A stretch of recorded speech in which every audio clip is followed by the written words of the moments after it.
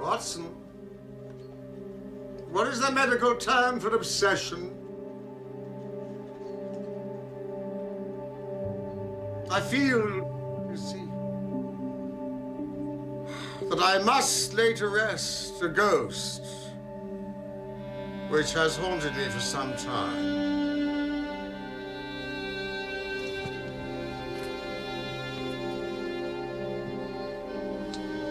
I shall be away for several weeks in the Highlands. Meanwhile, your patients might be encouraged by seeing you more often in your consulting room. What about Baker Street?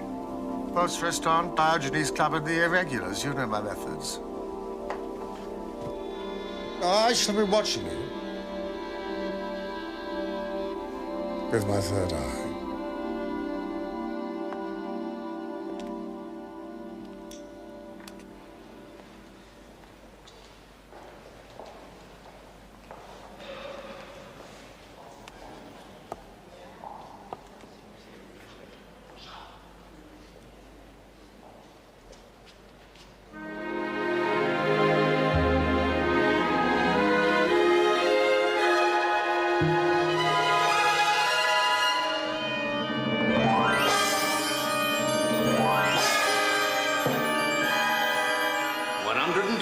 Sir.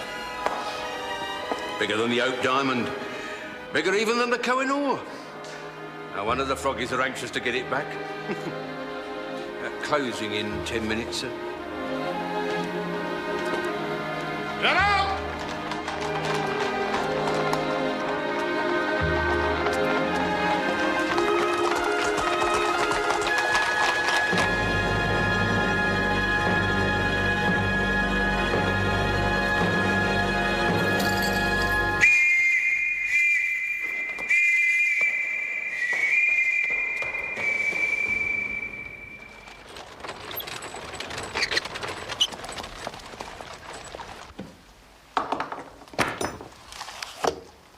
Sister, Agnes. Do you not perceive the strong family resemblance between us? It's the bone structure. Peculiar to the Garridebs, be they male or female, don't you know? And this is Emily. Emily? We're descended from good Anglo-Saxon stock. Ancient blood courses through our veins. I'm relieved to hear it. Oh, do, please, do sit down. Did you say Garrideb? Doctor, I'm not in the habit of repeating myself. She's not in the habit of repeating herself. I've just said that, Agnes, dear. My sister's a little hard of hearing, don't you know? One of my university lecturers was called Garrideb. He remembers you, Dr. Watson. You're related? He is our brother, Nathan, and the only reason for our presence here today. He's ill? Not in ordinary. No. Well, are either of you ladies ill? Not the in very ordinary. thought. My sister and I have followed a strict regime of clean, healthy living since we were young girls. My father wouldn't allow it. And we insist that all our gentlemen do the same. Your gentlemen? Our gentlemen tenants, Dr. Watson.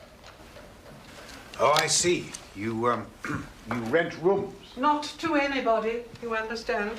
My sister and I are most particular about who we have under our roof. Isn't that so, Emily? I don't quite follow. If no one is ill, why have you come to see me? I'd have thought that was obvious, Doctor. We have a case for Mr. Sherlock Holmes.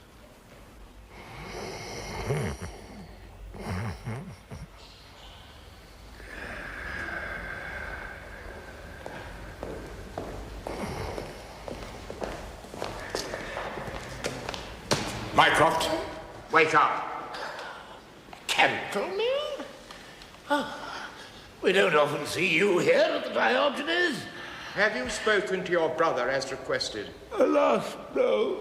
Well, I don't need to remind you from whence the request came.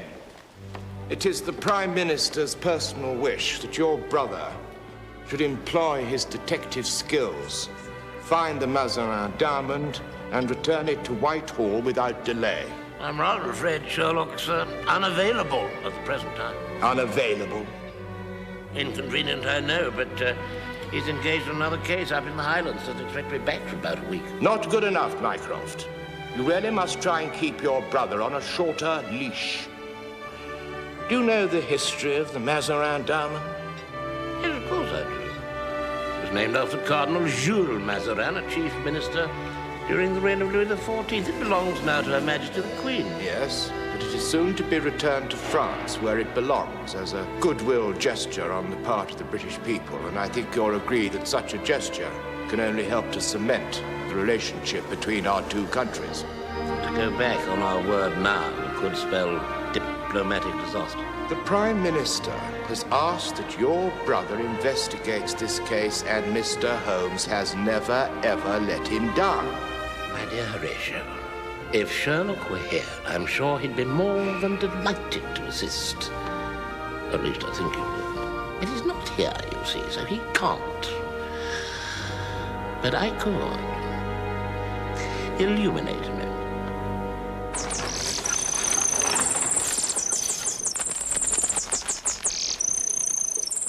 He came to the house yesterday. Who did? The American. An American came to your house to visit your brother and offered him a large sum of money. $5 million. $5 million? $15 million to be divided between 3 people. With the same name, Garridebs. But only male Garridebs can share the fortune. Like my brother. And the American. But it's as plain as a pikestaff, Doctor.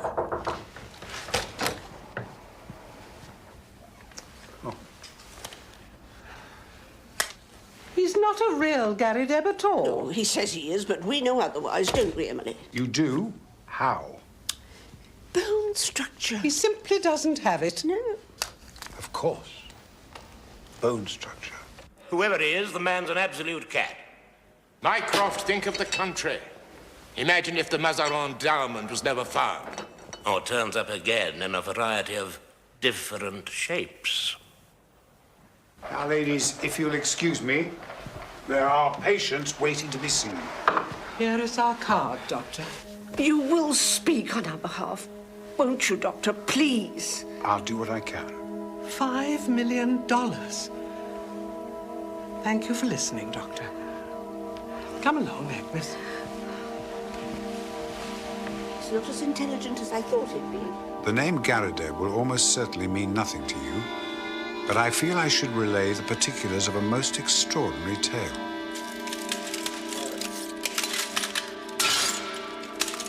How long had the diamond been exhibited before its theft? Nearly 10 years. Inside the same glass case? Yes, as far as we know. Has this lock ever been changed? The whole gate would have to be replaced, Mr. Holmes. Nothing was left to chance. Inspector, whoever took the diamond was able to walk in here without any apparent difficulty. Since there are no marks or scratches on the lock to suggest it was forced, we may safely conclude the thief had a key.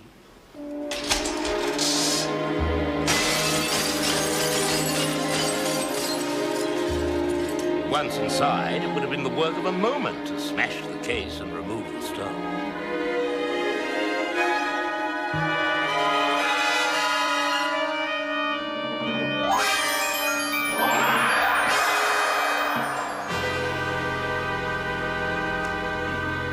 I gather you were unconscious at the time of the theft, is that correct? Oh, that's right, sir. So? Well, I was just seeing out the last of the public and getting ready to lock up for the night when he came at me. You saw him? No, sir. Before I could turn around, he clobbered me and I went down. You seem confident that your attacker was a male who acted alone? Oh, I suppose so, sir. But I couldn't swear to it. As far as I knew, the count had gone and the museum was empty. Count? Count Silvius was the last member of the public to leave the building before the attack happened. Count Negretto Silvius. We've spoken to him. He remembers seeing nothing untoward.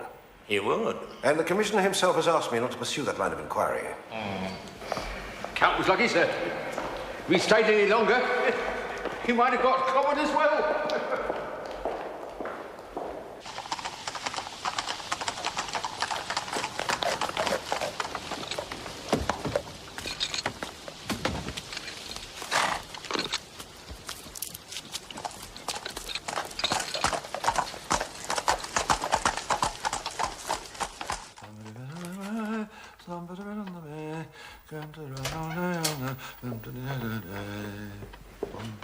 Here he is, Nathan.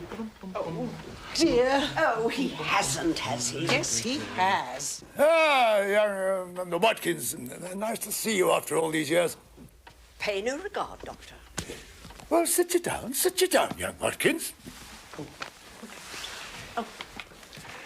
A species of the family, Vespertilionidae. I found them in a subterranean cavern in my travels in Safala and Southeast Africa in my younger days. They don't get out much now, of course. Hands and legs aren't what they were. Nathan, Dr. Watson is acting for Mr. Sherlock Holmes. He's come to talk about the other Mr. Garrideb, not your hands and legs. Ah, here it is. Tell him what the American told us. Our visitor started by explaining that anyone from Kansas in the United States of America would recognize the name Alexander Hamilton Garrideb. He had no kith nor kin, but he took a kind of pride in the queerness of the name, and that's what brought us together. One day I had a visit from the old man. He was tickled to death to find someone else with the same name and dead set on finding out if there were any other Garridebs in the world. So he asked me to find him another. I said I was a busy man and couldn't spend my life hiking around the world in search of other Garridebs. But when he died, about a year later, he left behind the queerest will ever filed in the state of Kansas.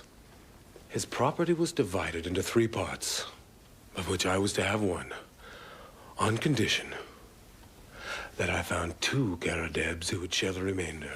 $5 million each, if it's a cent.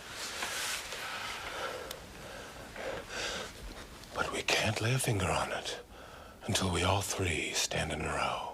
Don't believe a word of it.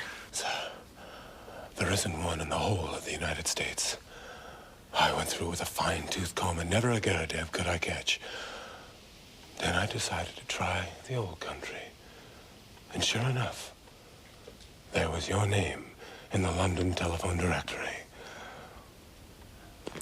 3 adult men, sir. That's what it specified in Alexander Hamilton Garrideb's will. 2 down, 1 to go. $5 million. Hallelujah. Unparalleled good fortune. Female relatives are disqualified. Surely there must be some other Garridebs in the world. What do you think? Well, do you believe this man's story, Mr. Garrideb? Oh, without a doubt. He had an honest face. Oh, the man's a rogue. Your sisters think otherwise. Emily and Agnes are inclined to read too much romantic fiction. Inclined to find shadows where there should only be light. Nonsense. Well, thank you for explaining, Mr. Garrideb. It's been a great pleasure to see you again, sir. May I have a word, please? Nathan. Oh, you silly old... Well, you'll just have to draw your own conclusions. If, as seems probable, this American Garrideb is a rogue, then you may already have seen the last of him. But please let me know if there are any further developments. Oh, we shall. Goodbye, sir. Good day to you then, young Watkins. Poppycock and balderdash. Just think what I could do with $5 million. I've got the nucleus of a national collection. I shall be the Hans Sloane of my age. Oh,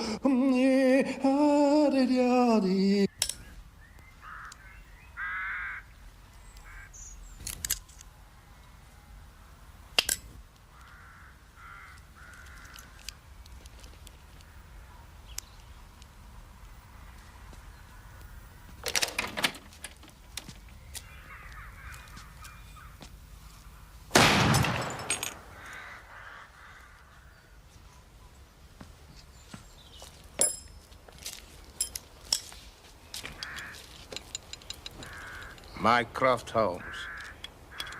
Well, well. First the police, and now you. You come to find where I am hiding the Mazarin Stone? I didn't expect a confession, Count. Then you won't be disappointed.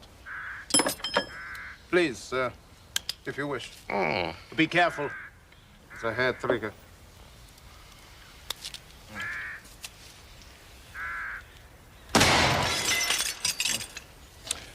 They were a gift from the Princess of Wales. Such balance, such workmanship. A beautiful thing fits strangely in the wrong hand. Yeah, she is extraordinarily beautiful. She? Diamond. Oh. I must say I'm surprised no one has been tempted to steal her away from Whitehall before. I'm sure the temptation was there, Count. All that was lacking was audacity and opportunity.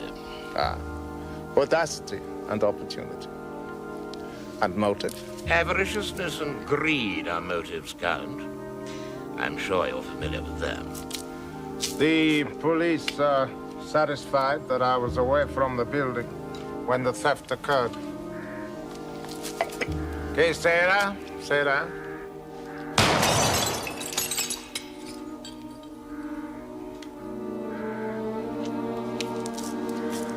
I'm following my own line of inquiry, as my brother did with Miss Minnie Warrender when she accused you of stealing her jewels.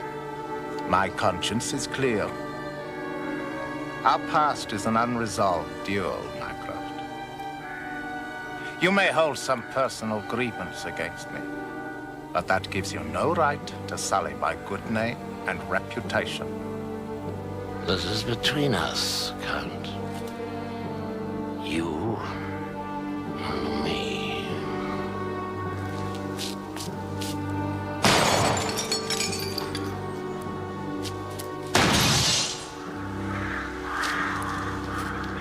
Oh, do forgive me. It's a hair trigger.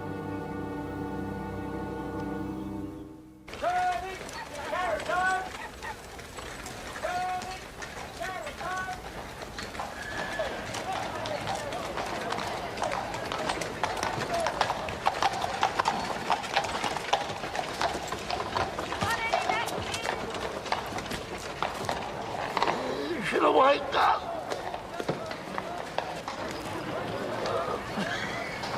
No. No, don't be necessary. Right, you walk up. Walk on, Bobby.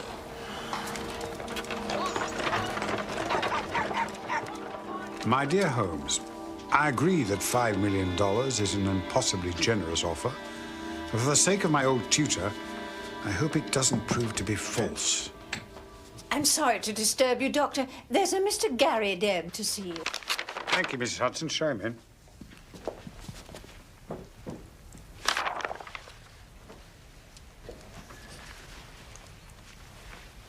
Forgive me, I was expecting someone else. Mr. Nathan Garrideb, I suppose. You must be Dr. Watkins. Close. What can I do for you, Mr. Garrideb? For a start, you can stop interfering in matters that don't rightly concern you. I'm sorry.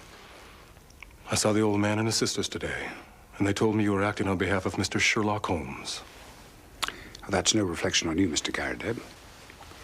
Mr. Holmes and I have means of getting information which is not normally available to the public.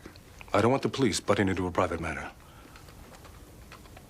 But surely the sooner we find a third male Garrideb, the better for all concerned. Well, that puts it different. If you're content to help us find the third man, well, I can't see any harm in that. I hope I put your mind at rest, Mr. Garrideb.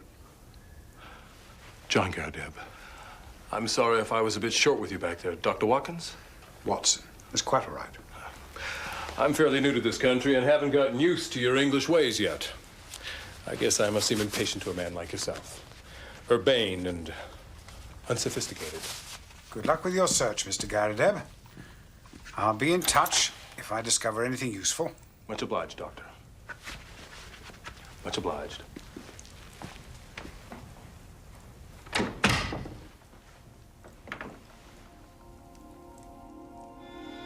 John Garrideb has an English coat, frayed at the elbow and trousers, bagged at the knees with at least a year's wear. Despite what he says, I'll wager that he hasn't just arrived in this country.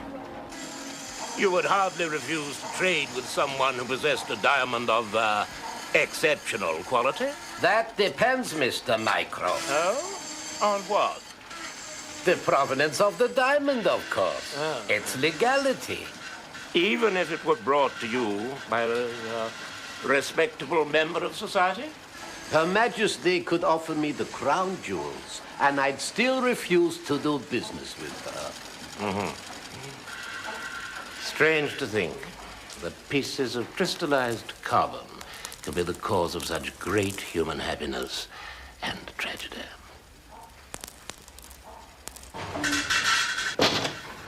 Some things are better said in private, Mr. Mycroft. You do understand. I think we understand each other. You have a reputable business. You can't afford to make mistakes. L'chaim. You were offered a diamond. Yes. I was interested, of course. He was willing to pay a lot of money. Who was? Tell me. The Count. And his name? Count Silvius. Well, that's no good to me, Aki. I need them within 2 days. With the greatest respect, sir, only Roger Presbury could have cut your diamond in less than a week, and he took his skills with him to the grave. Well then, I better find someone alive to do the work while there is still time. What can you do? Who was Roger Presbury? Ah, a true genius. In his hands, a lifeless, shapeless stone became a living, breathing work of art. Diamonds were his life. And his death. Indeed. He was murdered 5 years ago during a quarrel about some gems. Ah, such a tragedy. Did you see the Count's diamond? Alas, no. But he did give me a description of it. He described a round stone of finest purity and color, approximately 100 carats in weight. 110, Mr. Mycroft. But a little too close for comfort to a description of the Mazarin Stone. I've taken up enough of your time. Not at all, Mr. Mycroft, sir, not at all.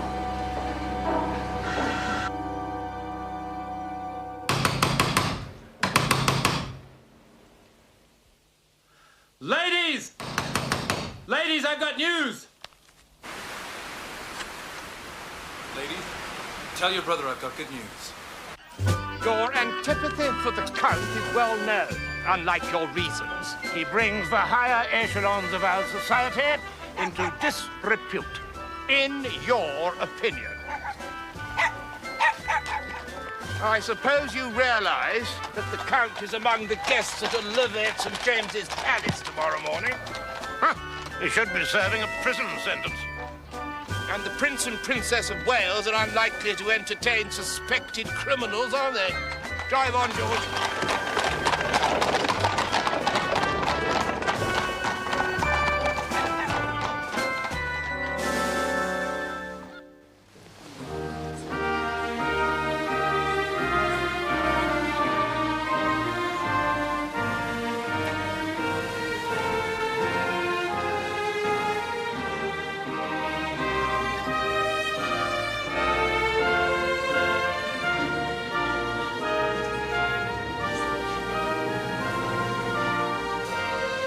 Enchanting.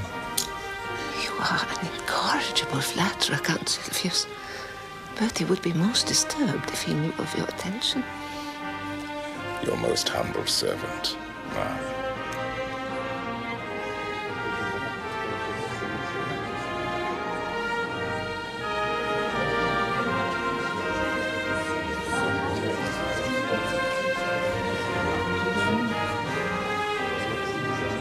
A beautiful thing fits strangely in the wrong hand.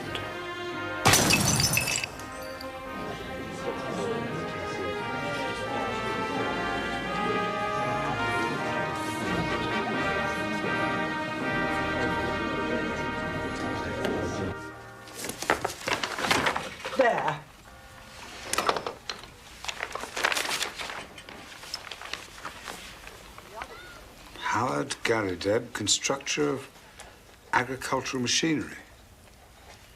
Binders, reapers, steam and hand plows, drills, harrows, farmers' carts, buckboards, all other appliances. Estimates for artesian wells, apply Grosvenor Buildings, Aston. John, Nathan, and now Howard. The third Garrideb. Read the advertisement again, Doctor. Look at the spelling. Howard Garrideb, constructor of agricultural machinery, binders, reapers, steam and hand plows. And how do you spell plows? P-L-O-W-S. Oh, that's American spelling. Well, it could be a printer's error. Buckboards. Artesian wells in Birmingham. So, you're implying that this advertisement has been written by an American, John Garrideb. And this Howard Garrideb simply doesn't exist. And yet he has asked Nathan to meet him in his office alone tomorrow night in Birmingham. Now, something is wrong, Doctor. Terribly wrong.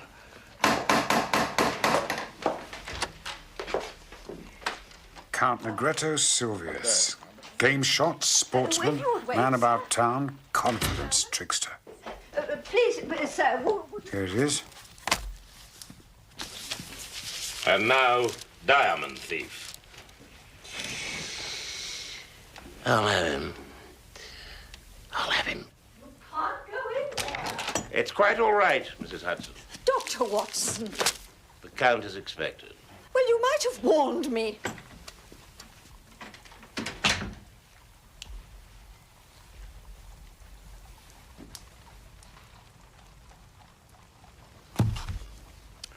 I want to talk to this man in private. Stay where you are, Watson.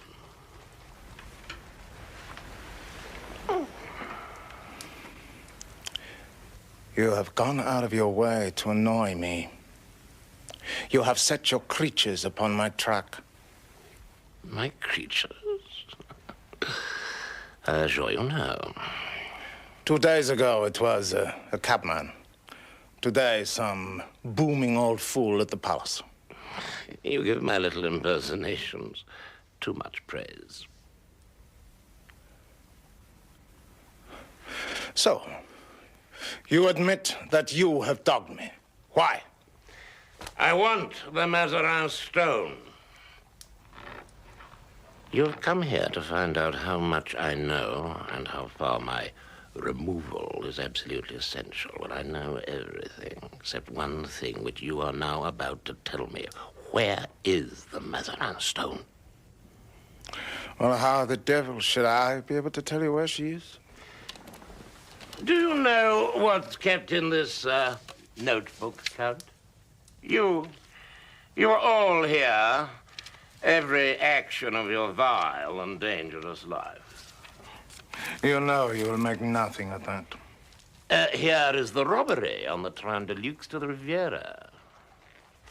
And here, in the same year, Count, is the forged check to the Crédit Lyonnais.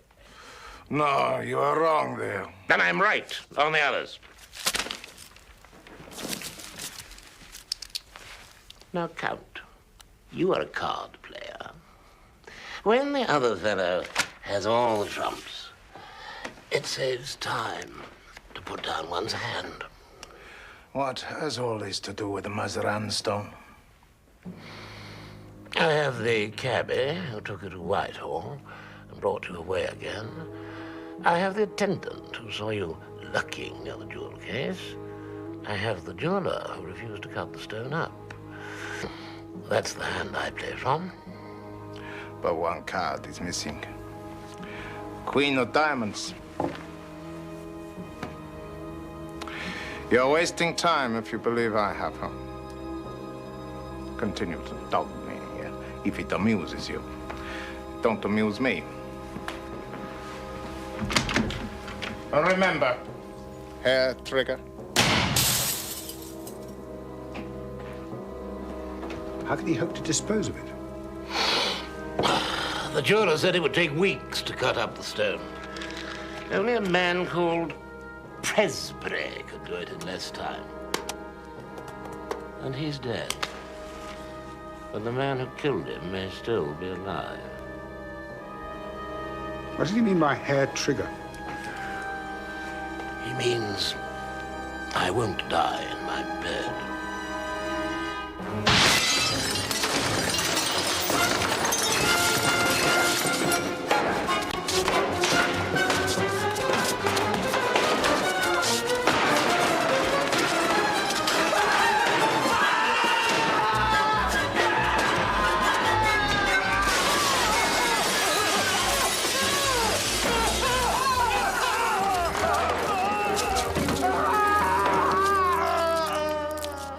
These are post-mortem photographs of Roger Presbury.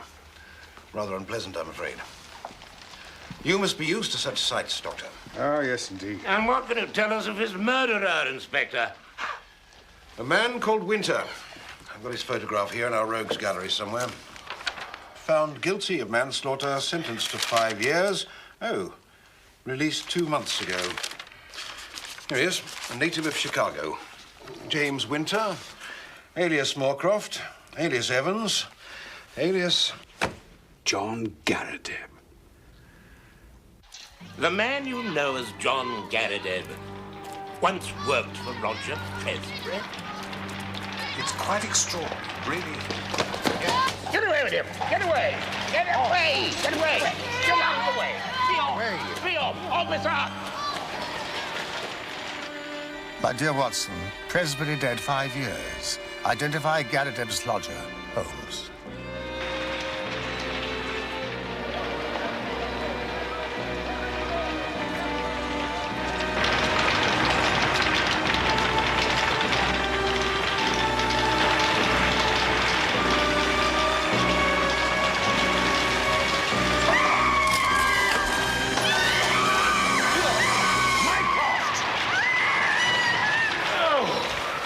God, I thought it was you. This is proof. He feels my boot very close to his backside. It must be very wearisome for you trying to keep this place tidy, Mrs. Hudson. My sister and I are quite used to clutter. It seems that this John Garrideb is an imposter. His name is Winter. Well, I told you, Emily. I didn't like his eyes. It was the bone structure, dear. You simply didn't have it. A telegram arrived a moment ago. Thank you, Mrs. Hudson. Now, ladies, please. Please come to workshop. Urgent information. Ike. It is very important that you tell me about your American lodger and why he left your household. Oh, he didn't leave. He simply disappeared. Do you remember when? When? Oh, dear. Must, 4 or 5 years ago. Isn't that right, Emily? Give or take a few months, yes, dear. Then your brother took over his room. How clever of you to know that, Doctor. Miss Garrideb. Miss Garrideb. Oh. And Miss Garrideb. Watson, would you be good enough to escort these ladies home? I have urgent business to attend to. I'll follow you later. I'll try to persuade Nathan not to travel to Birmingham. We should be so grateful. It could cause irreparable damage to his health. Forgive me, ladies. 2 of the finest detectives it's ever been my privilege to meet. Such a card. I really am very sorry. What's done is done, Mr. Mycroft. Van Seder is in London. He plans to return to Amsterdam before tomorrow night. Who is Van Seder? He has a boat down on the Thames, I don't know where. He will take the Mazarin Stone to Amsterdam. You're sure the stone hasn't been cut? Ah, well, you see, it can be cleaved. Split down the grain with a single blow. Would Presbury's assistant have the necessary skill to cleave a large diamond? He may convince others that he has, but not me. The man is a criminal, Mr. Garrideb. But he doesn't exist. Papa got them. He doesn't exist. Trying to tell you that. Haven't we? Nonsense! You're jealous because I'm about to inherit $5 million. I have no right to insist, but it's my professional advice, Mr. Garrideb, that you should not travel to Birmingham. Out of my way, young Watkins, unless you wish to be trampled underfoot. When I return tomorrow, I shall be a wealthy man. Euston!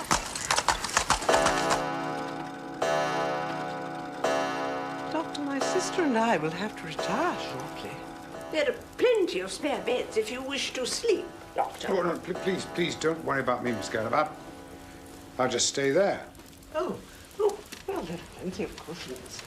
Now, let's plump them up a little more comfortable, I'm sure. No, please, don't let me keep you awake. I'll just draw the curtains for you, Oh, Doctor. no, please, it's fine. You will help yourself to tea and cake, won't you, Doctor? Oh, thank you very much. Or there's a little sherry, if you prefer. Don't hesitate. In fact, I might just... Come along, Emily, dear. Bid you good night, then, Doctor. Good night.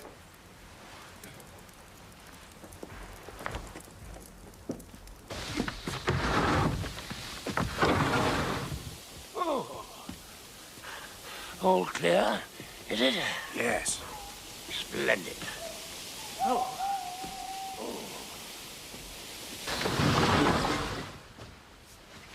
What an extraordinary room. I'm afraid Mr. Garrideb is on his way to Birmingham. Oh, that's excellent.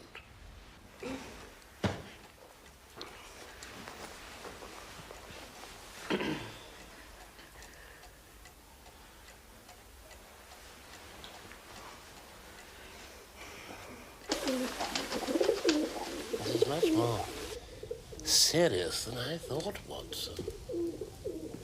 You may need this.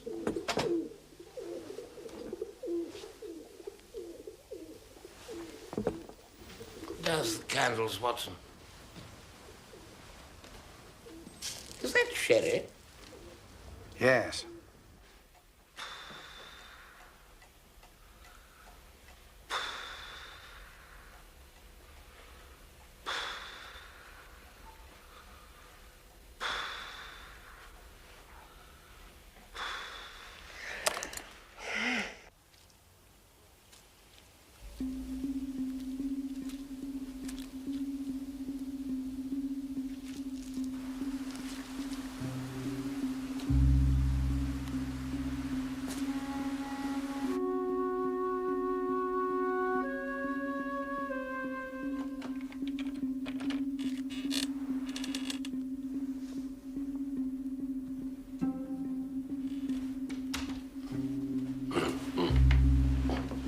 Not bad, this sherry.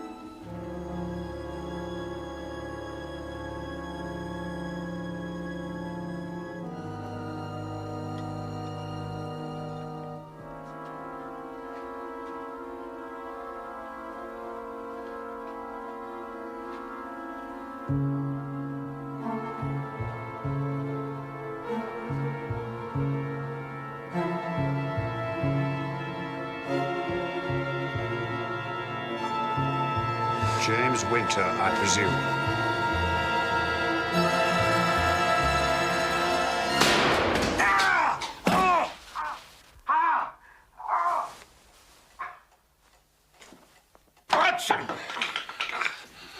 Are you all right? I saw the gun in his hand. I didn't... You got the wrong man. I think not, Mr. Winter. It was Presbury's idea. Presbury's dead. When he was alive, sir. You've got to believe me. He went to the museum every week for 3 years. All the while figuring out a way to steal the Mazarin Stone and hack it up. Making the duplicate key was easy. Before he had a chance to use it, he died. He was murdered for that key. Not by me, sir. I'm sorry, Doctor. I told the jury so at the trial. It was some argument over jewelry. But they didn't believe me. Did you steal the Mazarin Stone? No, sir. I did not. I didn't mean to hit you with it. I'm sorry. Then who did?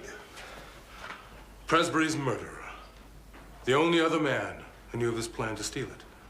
And the only man cool enough to take a diamond out of Whitehall. And the man for whom you spent 5 years of your life behind bars. It suited us both to work together. Please, let me help you. He could steal it, and I could use Presbury's equipment to cut it up fast. But Nathan Garrideb was in the way. Yeah. And I was the only one who knew the location of his workshop. Can you wonder I wanted to get to it?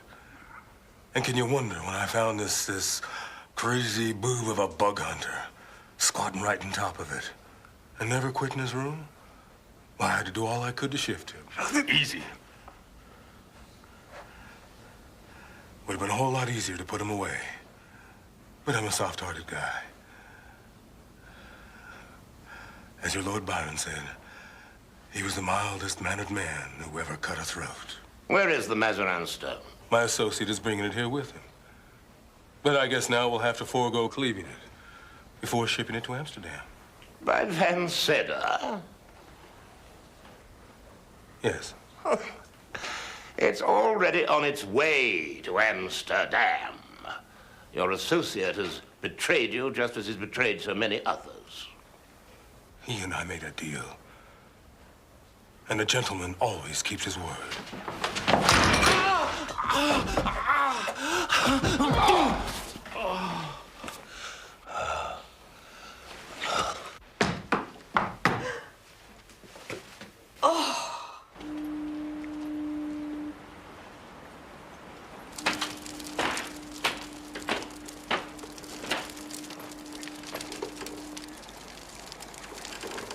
Omocha, Van Sedder. No, please. Shall I get a doctor? No, it's just get me a towel and some water, please. Thank you. Your associate has used you, Winter. He'd no intention of allowing you to cleave the stone. You'd served your purpose. Now, where is Van Sedder's boat?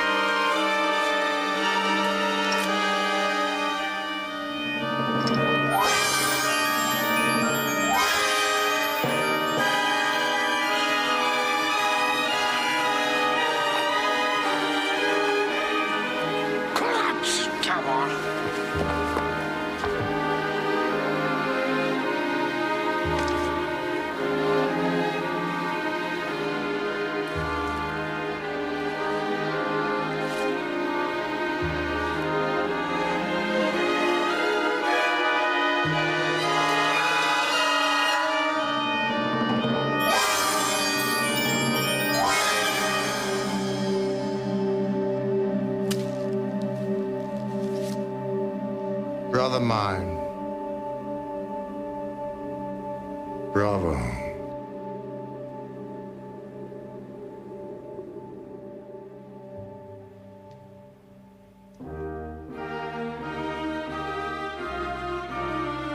Je suis enchantée. Merci bien, madame.